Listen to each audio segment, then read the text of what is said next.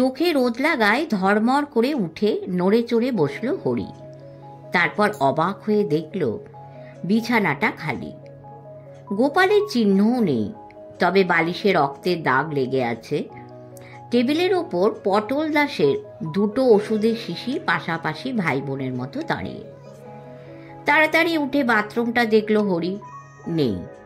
বারান্দা এবং আশেপাশে বাগানেও খুঁজল, নেই। কিন্তু ওই অবস্থায় গোপালের পক্ষে খুব বেশি দূরেও তো যাওয়া সম্ভব নয়। দারোয়ান যোগুরাম বাড়িতে ছিল না, ঝুমড়ি ছিল। রোদে ছোট একটা খাটিয়ায় একটা বাচ্চাকে শুইয়ে তেল মাখাচ্ছিল। তাকে জিজ্ঞেস করায় কিছুক্ষণ বোবার মতো চেয়ে থেকে মাথা নেড়ে বিড়বিড় করে বলল সে কাউকে দেখেনি। রাস্তাটাও একটু ঘুরে দেখে এলো হরিবন্ধু, কেউ কোথাও নেই। ঘরে এসে চুপচাপ বসে কিছুক্ষণ স্থির মস্তিষ্কে ব্যাপারটা চিন্তা করে দেখল সে, কিন্তু সমাধান ভেবে পেল না। স্কুলের সময় হয়ে এসেছিল বলে অগত্যা উঠতে হলো। খুবই অন্যমনস্কভাবে সে বরফের মতো ঠান্ডা জলে স্নান করল। তেমনি আনমনেই ঝুমড়ির বেড়ে আনা এক পাহাড় ভাত খেয়ে নিল। কিন্তু সারাক্ষণ সে ভাবতে লাগলো কাল রাতে সে কি স্বপ্ন দেখেছিল।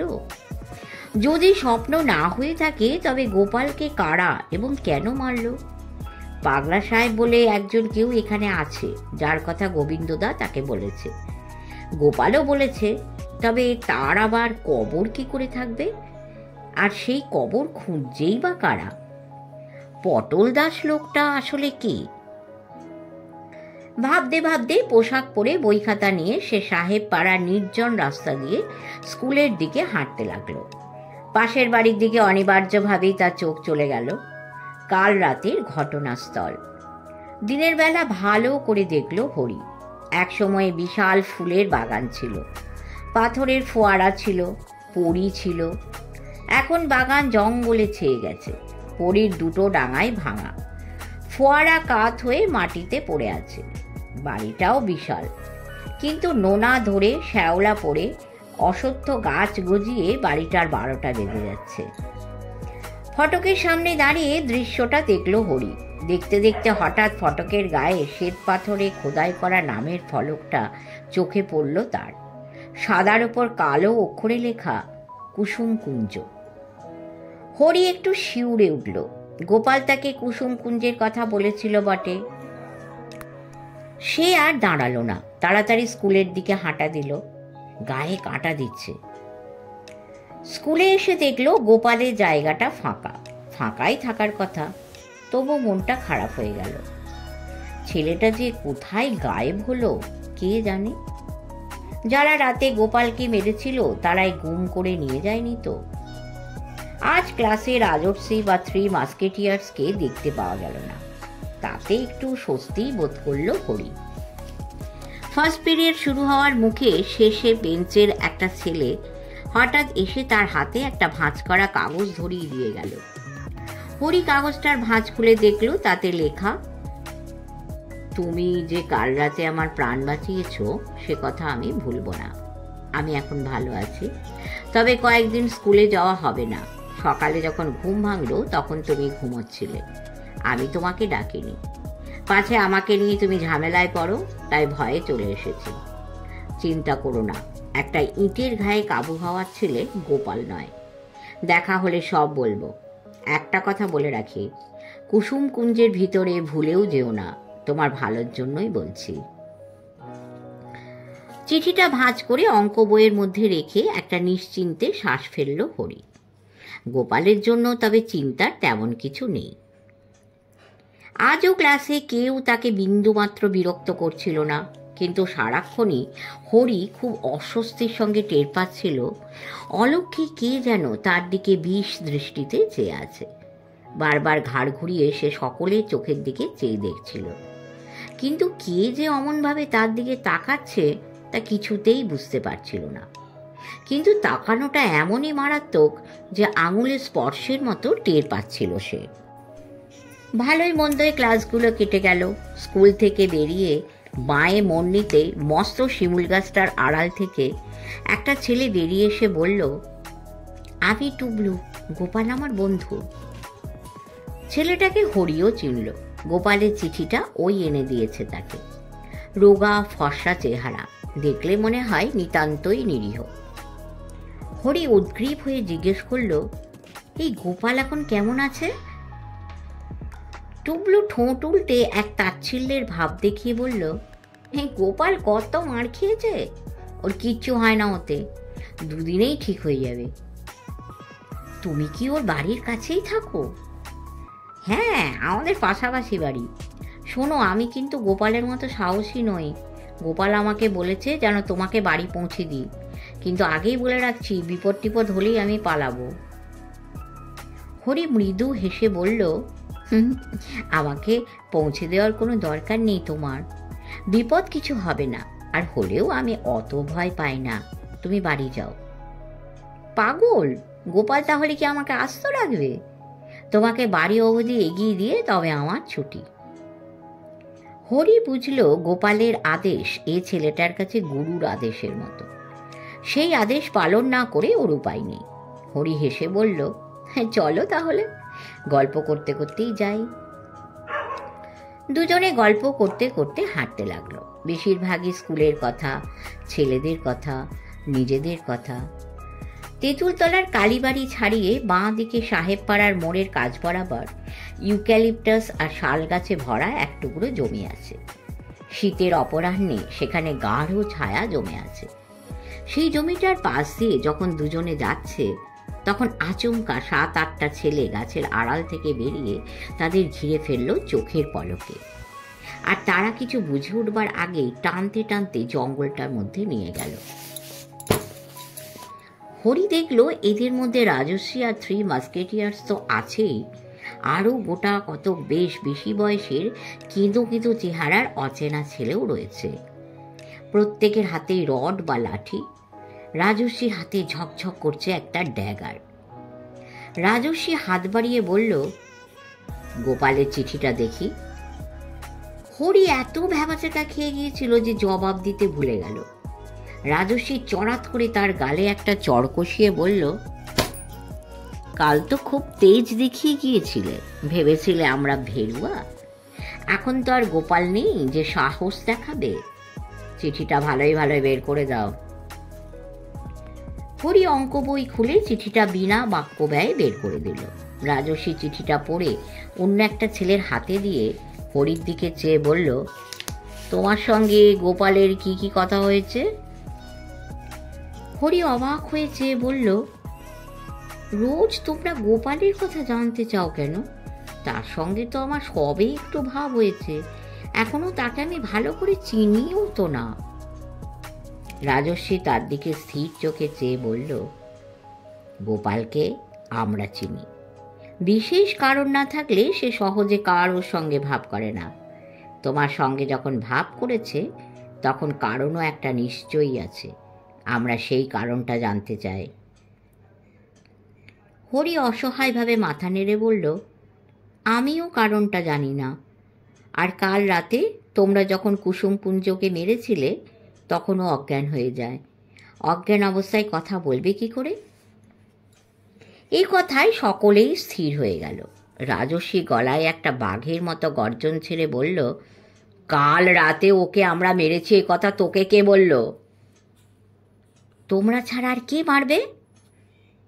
পটাং করে কার একটা লাঠির ঘা এসে পড়ল হরির বাঁ কাঁধে। যন্ত্রণায় উফ বলে একটা শব্দ করে সে মাটিতে উবু হয়ে বসে পড়ল। টুবলুও চেঁচিয়ে উঠল, এ মেরে ফেললে গো, বাঁচাও। তারপর কি হলো কে জানে। চারদিক থেকে ছেলেগুলো টকাটক লাঠি আর রড চালাতে লাগলো। হরির কোমরে একটা জুতো শুদ্ধ পায়ের লাঠিও এসে লাগলো জোরে। সে মাটিতে পড়ে যেতেই দেখল একটা ছেলে মস্ত রড তুলেছে তার মাথা লক্ষ্য করে। ভয়ে চোখ বুজে ফেলল হরি।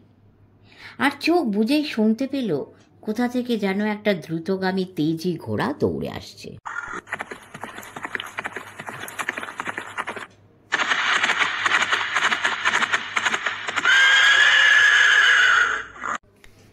মাটিতে টকবক শব্দ হচ্ছে তার পায়ের। ঝড়ের মতো বন বাদার ভেঙে এসে পড়ল কাছে, খুব কাছে। আর্তস্বরে কারা যেন একসঙ্গে চেঁচিয়ে উঠল, পাগলা সাহেব, পাগলা সাহেব। তারপরেই ভোজবাজির মতো কে কোথায় মিলিয়ে গেল কে জানে। খানিকক্ষণ শুয়ে থেকে ভালো করে দম নিল হরি। তারপর ধীরে ধীরে উঠে বসল। অদূরে একটা গাছের গোড়ায় টুবলুর রোগা শরীরটা নেতিয়ে পড়ে আছে। হরি গিয়ে টুবলুকে নাড়া দিয়ে ডাকলো, হ্যাঁ টুবলু, টুবলু, তোমার কি খুব লেগেছে? টুবলুও ধীরে ধীরে উঠে বসল, মুখে ক্লিষ্ট একটু হাসি। বলল, লেগেছে ভাই, খুব। মুখে একটা ঘুষি মেরেছিল জোর, কিন্তু আরো সাংঘাতিক কাণ্ড হতে পারত। আজ পাগলা সাহেবের জন্য বেঁচে গেছি। গায়ে ধুলো ঝেড়ে দুজনে উঠে দাঁড়াবার পর হরি জিজ্ঞেস করলো, এই পাগলা সাহেব কে বলতো? জানি না গো। লোকটা মানুষ না ভূত? তাও জানি না, শুধু জানি মাঝে মাঝে পাগলা সাহেব দেখা দেয়। তাহলে আরেকটা কথা জবাব দাও, পাগলা সাহেবের কবর বলতে এখানে কি কিছু আছে? টুবলু মাথা নেড়ে বলল, ঠিক বলতে পারবো না, তবে শুনেছি এরকম নামের একটা কবর কোথাও আছে, তবে সেটা কোথায় তা কেউ জানে না। সেই কবরের কোনো মাহাত্ম্য আছে কি? টুবলু মাথা নেড়ে বলল, জানি না, তবে শুনেছি কবর থেকে পাগলা সাহেবের কফিনটা যদি কেউ তুলে ফেলতে পারে তবে আর মতিগঞ্জে পাগলা সাহেবকে কখনো দেখা যাবে না। আর টুবলু হঠাৎ চুপ করে যাওয়ায় হরি বলল, আর কি? পাগলা সাহেবের গলায় একটা মুক্ত বসানো সোনার ক্রস আছে, সেটার দাম লাখ লাখ টাকা। হরি একটু চুপ করে থেকে বলল, তাই বলো। টুবলু মুখে রক্ত হাতের পিঠে মুছে নিয়ে বলল, তোমার খোলা লাগেনি তো? না, মাস্টার মশাইদের বেদ খেয়ে খেয়ে আমার হাড় পেকে গেছে। শোনো, তোমাকে আর আমার সঙ্গে যেতে হবে না, তুমি বাড়ি ফিরে যাও, এইটুকু আমি একাই যেতে পারবো। টুবলু বলল, আচ্ছা। তারপর দুজনে দুজনের কাছ থেকে বিদায় নিল। বাড়ি ফিরে এসে হরি হাত মুখ ধুয়ে ব্যথার জায়গায় একটু মলম ঘষল।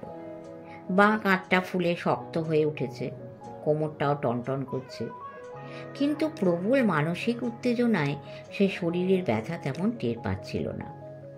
পড়তে বসেও সে বারবার অন্যমনস্ক হয়ে যাচ্ছিল। কানে বাজছিল ঘোড়ার পায়ের সেই টকবক শব্দ আর ঘোড়ার ডাক। কে পাগলা সাহেব? কোথা থেকে উঠে আসে, কোথায় চলে যায়? হঠাৎ খুব কাছ থেকে কে যেন বলে উঠল, খুব ঠ্যাঙা নিয়ে খেলে আর যাও, তবু অল্পের উপর দিয়েই গেছ। হরি একটু চমকে উঠে চারিদিকে তাকালো, কিন্তু কাউকে দেখতে পেল না। জানলা ফাঁকা, আশেপাশে জনমনস্যের চিহ্ন নেই। অথচ পটল দাস যে ভূত নয় তা সে জানে। অথচ গলাটা পটল দাসেরই। পটল দা, তুমি কোথায়? অদৃশ্য ফদৃশ্য হয়ে যাওনি তো? এই চারিদিকে চোখ রাখতে হয় রে ভাই, এই চারিদিকে চোখ রাখতে হয়। হরির এবার আর ভুল হলো না।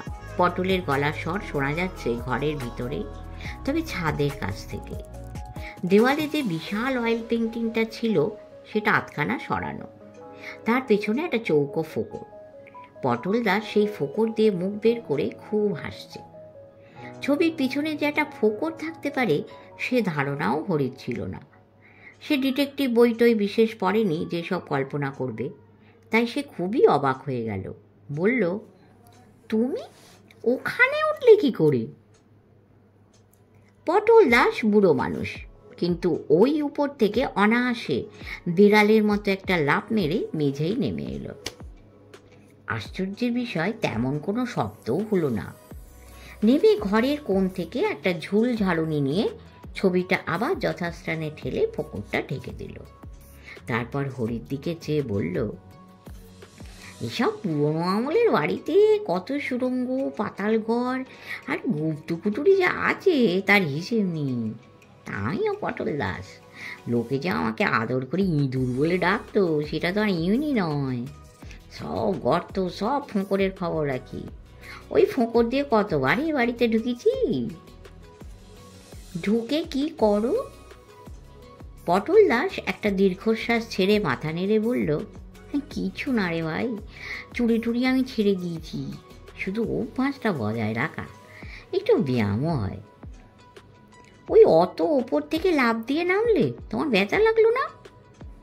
পাগল নাকি? বায়ুবন্ধন করে নিয়েছিল না। একবার কুঞ্জবাবু রাগ করে 3 তলার ছাদ থেকে 5 আকোলা তুলে ফেলে দিয়েছিল আমাকে, বুঝলে? তার গায়ে আঁচড়টিও লাগেনি। পরেই ফের ছাদে গিয়ে কুঞ্জবাবুর মুখোমুখি দাঁড়িয়ে বললুম, কাজটা মোটেই ঠিক করেননি মশাই, ওরকমভাবে ফেলে দিলে মানুষের মৃত্যুও হতে পারে। কিন্তু কুঞ্জবাবু ভাবলেন আমি ভূত, 3 তলা থেকে পড়ে অক্কা পেয়ে ভূত হয়ে শোধ নিতে এসেছি। তাই আমাকে দেখে গো গো করে সেই যে অজ্ঞান হলেন, জ্ঞান ফিরল 7 দিন পরে। আমাকে যখন আর ছেলেগুলো মারছিল তখন তুমি কোথায় ছিলে? পটল দাস একটু হেসে বলল, আগে কাছে পিঠেই ছিলুম।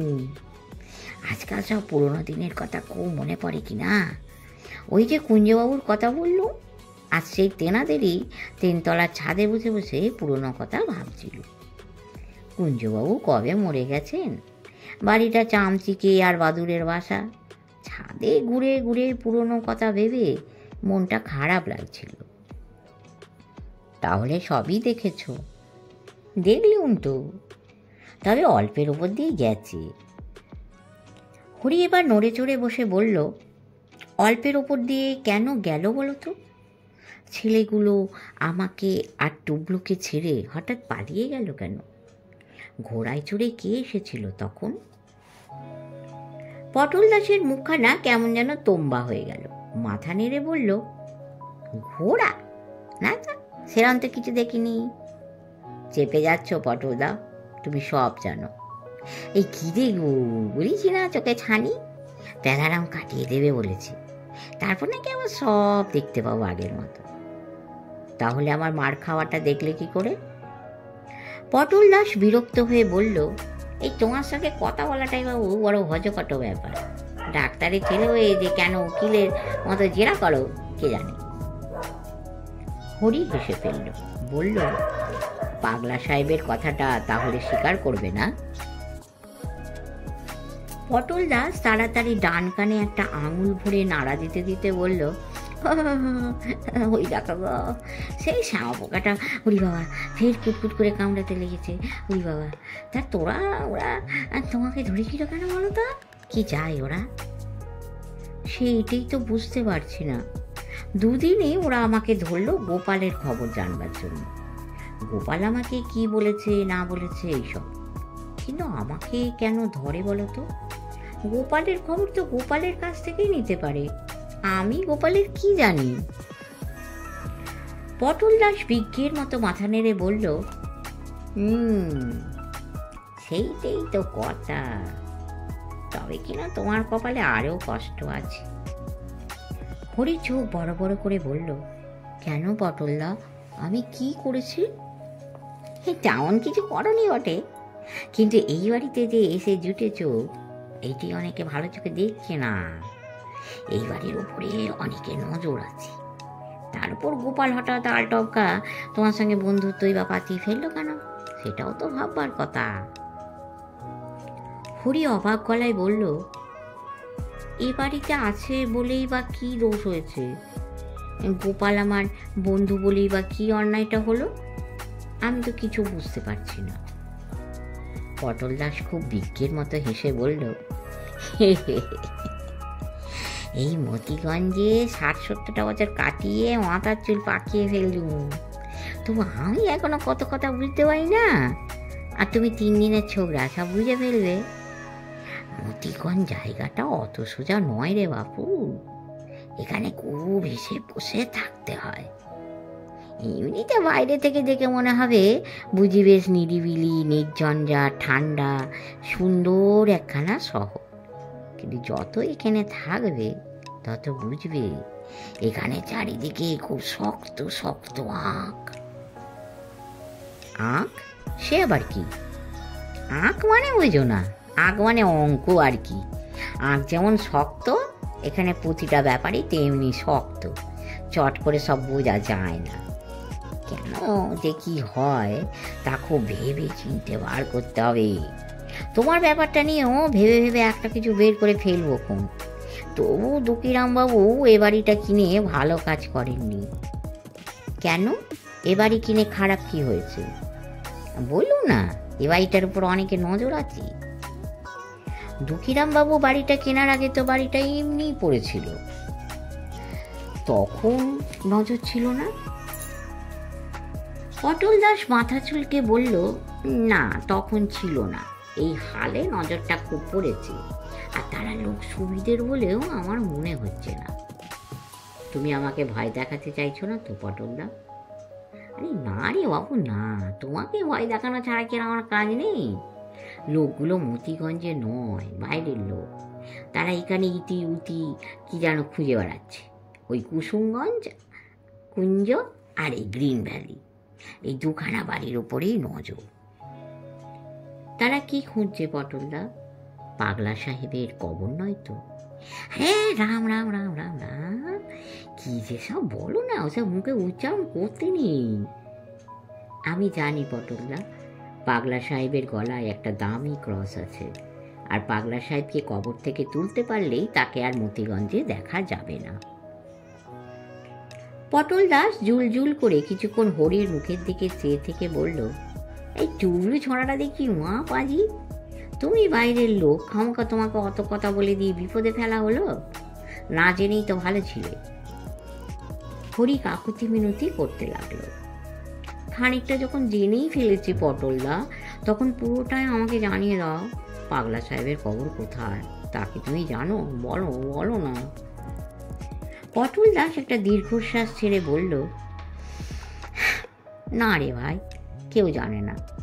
মেটু ইঁদুর বলে সবাই আমাকে ডাকে, তবু আমি আজ অব্দি হদিস করতে পারিনি, অনেক খুঁজেছি। তুমি পাগলা সাহেবকে দেখেছো কখনো জ্যান্ত অবস্থায়? জ্যান্তে দেখিনি। পাগলা সাহেব মরেছে বোধহয় 70-80 বছর আগে। কোন বাড়িতে যে সে থাকতো তাও কেউ নিশ্চয় করে বলতে পারে না। সে মারা যাওয়ার পর তার বিশ্বাসী কয়েকজন চাকর তাকে গোপনে কোথাও খবর দিয়ে দেয়। সে খবরেরও হদিস নেই। তবে ইদানিং পাগলা সাহেব সম্পর্কে কোন খবরের কাগজে নাকি কি একটা গপ্প বেরিয়েছে। তারপর থেকে নানা রকম খোঁজ খবর হচ্ছে। শোনা যাচ্ছে কুসুম কুঞ্জ আর গ্রিন ভ্যালি, এই দুটো বাড়ি নিয়েই নাকি পাগলা সাহেব থাকতো। গ্রিন ভ্যালিতে থাকতো তার চাকর বাকর খানসামা বাবুর্চিরা, আর সে নিজে থাকতো কুসুম কুঞ্জে। সত্যি মিথ্যে জানি না, সেই গপ্পে আরও লিখেছে যে পাগলা সাহেবের গলায় যিশু বাবার যে মাদুলি আছে তার নাকি লাখ লাখ টাকা দাম। তুমি কি সেই গল্প শুনে কবরটা খুঁজতে লেগেছ? তাড়াতাড়ি মাথা নেড়ে পটল বলল, না রে বাবা না, এ গল্প আমরা ছেলেবেলা থেকেই শুনে আসছি। মতিগঞ্জের লোকেরা যাই করুক পাগলা সাহেবের কবরে হাত দেবে না, বারণ আছে। সাহেব মতিগঞ্জের লোকেদের জন্য করেছেও অনেক। গরিব গুরবদের খুব দেখতো, চোর ডাকাত বদমাইশদের ঢিল রাখতো। তার ভয়ে গোটা মতিগঞ্জে কোনো অশান্তি ছিল না। নিজে ছিল সাধু প্রকৃতি। 2টো কয়লা খনি আর একটা মস্ত কাঠের কারবার ছিল তার। দেদার টাকা রোজগার করতো আর 2 হাতে বিলিয়ে দিত। মরলেও মানুষের ভালো করতে গিয়ে একদিন একটা উটকো লোক এসে সাহেবের পায়ের উপর পড়ে বলল, হুজুর, গাঁয়ের লোকেরা আমার ঘরদোর জ্বালিয়ে দিয়েছে, বউ বাচ্চা সব মেরে ফেলেছে, আপনি বিহিত করুন। আমি ছোট জাত, চাষবাস করে গতরে খেটে অবস্থা একটু ফিরিয়েছি দেখে গাঁয়ের লোকের চোখ জ্বালাচ্ছে। সাহেব দুর্বলের উপর অত্যাচার সইতে পারতেন না। শুনেই ঘোড়ায় চেপে রওনা হয়ে গেলেন একা। তা বেশি দূর যেতে হয়নি। শহরের পূব দিকে মস্ত জংলা জমিটা পড়তেই প্রায় 20 জন লোক সাহেবকে সরকি বল্লম তীর দিয়ে একেবারে ঝাঁঝরা করে দিলে। চাকরেরা একটু দেরিতে খবর পেয়ে যখন দৌড়ে গেল, তখন ডাকাতেরা সাহেবের গলা থেকে যিশু বাবার মাদুলিটা খুলে নিতে পারেনি। তারা খেয়ে তারা পালিয়ে যায়।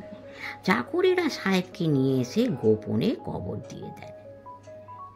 গোপনে কেন কে জানে কেন, তবে সাহেব নাকি তার চাকরদের বলেই রেখেছিল হঠাৎ তার মরণ হলে এমন জায়গায় যেন কবর দেওয়া হয় যা কেউ খুঁজে পাবে না। সেই চাকরেরা কোথায় গেল তাও কেউ জানে না। সাহেব মারা যাওয়ার পর দিন থেকেই সব ভোবা। পুরনো লোকেরা বলে সাহেব নাকি তাদের বলে রেখেছিল তিনি মারা যাওয়ার পরেই যেন সকলে গায়েব হয়ে যায়। তার লোকগুলো সাহেবকে একেবারে দেবতুল্য ভক্তি শ্রদ্ধা করত, তার কথায় উঠত বসত। সাহেবের আদর্শ তার কাছে একেবারে অক্ষরে অক্ষরে তারা পালন করেছে। কিন্তু একটা কথা পটলদা, সাহেব তো শুনি এখনো যখন তখন দেখা দেয় আর লোককে বিপদ থেকে বাঁচায়। আজ আমাকেও বাঁচিয়েছে। তার নিজের কবরটা কি সাহেব আর বাঁচাতে পারে না? দুশ্মনদের তো সাহেব নিজেই তাড়িয়ে দিতে পারে। সেও আরেক গপ্প। মাঘ মাসের শেষ দিকটায় যেদিনে সাহেব খুন হয় সেই দিনটায় সাহেব নাকি কবর থেকে বেরোয় না। শুয়ে শুয়ে মানুষের অকৃতজ্ঞতার কথা ভাবে আর কাঁদে। সেই দিনটায় যদি কেউ কবর খুঁড়ে তাকে বের করতে পারে তো সাহেবকে আর কখনো দুনিয়ায় দেখা যাবে না। সাহেব বলেই গেছে অচেনা লোক তার কবর ছুঁলে তার আত্মা বহু দূর চলে যাবে। সেই দিনটা পড়বে সামনের অমাবস্যায়, আর 7 দিন বাকি। তা থাক না, ভূত কি ভালো? পটল দাস মাথা নেড়ে বলল, এই ভূতই হোক না যাই হোক, মতিগঞ্জের লোক পাগলা সাহেবকে বড় ভালোবাসে। আমরা মতিগঞ্জের লোকেরা তার কবরটা খুঁজি কেন জানো? যাতে আমাদের আগে অন্য কোনো বদমাশ না খুঁজে পায়।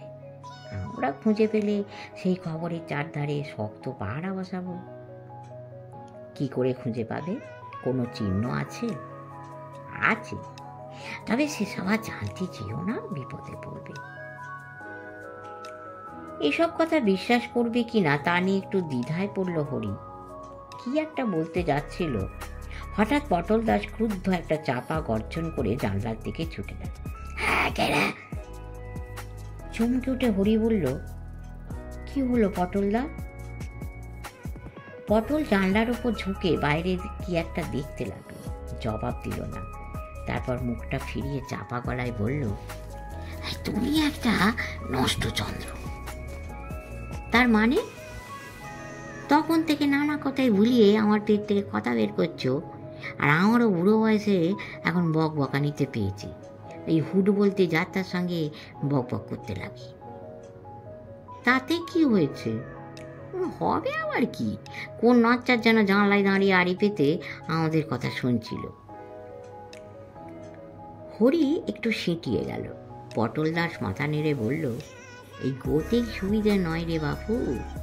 গোপালটাকে মারলো, তোমার ওপর হামলা হলো, এই গতিক আমার ভালো ঠেকছে না। হরি এবার একটু রাগ করে বলল, তোমাদের পাগলা সাহেব তো খুব বীর। কাল রাতে যখন গোপালকে ওরা মারলো তখন তাকে বাঁচাতে আসেনি কেন? পটল দাস হরির দিকে কুতকুত করে চেয়ে থেকে বলল, না বাঁচাতে গোপাল বেঁচে আছে কি করে? যারা ইট মেরেছিল তারা কি সোজালো? অল্পে ছেড়ে দিত নাকি ভেবেছ? গোপালের মতো ডাকাবুকো ছেলেকে নাগালে পেলে খুন করে ফেললেই তাদের সুবিধে। করতে যে পারিনি সেই তো পাগলা সাহেবের জন্য। কিন্তু ইটের ঘাই বা খেলো কেন?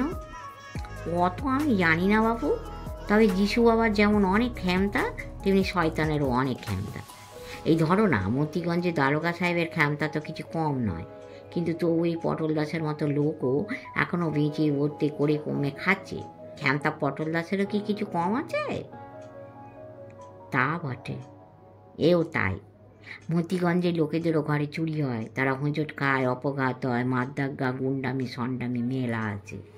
পাগলা সাহেব কি সব কিছুতে গিয়ে জোটে? তবে মাঝে মাঝে দেখা দেয় বটে, সে তাঁর ইচ্ছে মতো। কখন কবর থেকে বেরিয়ে আসবে তার কিছু ঠিক নেই। লোকটা পাগলা ছিল তো। দেখে মেলা কথা হয়ে গেছে, আর না, চুমড়ি তোমার ভাত নিয়ে এলো বলে, রাতও হয়েছে। কিন্তু গল্পটা যে আমার আরও শুনতে ইচ্ছে করছে। ওরে বাবা, এই গল্প শুনতে বললে রাতের পর রাত কাবার হয়ে যাবে, তবু শেষ হবে না। আমার খিদেও পেয়েছে খুব। তেলারামের মাছ ফুলকপি দিয়ে জব্বর খিচুড়ি রাজ্যে দেখে এসেছি।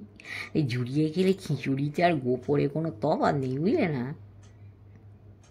এই বলে পটল দাস দরজা খুলে সাঁত করে বাইরে অন্ধকারে মিলিয়ে গেল। আর প্রায় সঙ্গে সঙ্গেই ঝুমড়ি তার খাবার নিয়ে ঘরে ঢুকল। শেষ হলো 6ষ্ঠ পর্ব। আশা করি আপনাদের ভালো লাগছে। যদি ভালো লাগে একটু মন্তব্য করে বলবেন, কোথাও কোনো ভুল ত্রুটি হলে সেটিও শুধরে দেবেন। লাইক দেবেন, কমেন্ট করবেন, সাবস্ক্রাইব করে আমাদের পাশে থাকবেন। পরম করুণাময় আপনাদের সকলের মঙ্গল করুন। নমস্কার।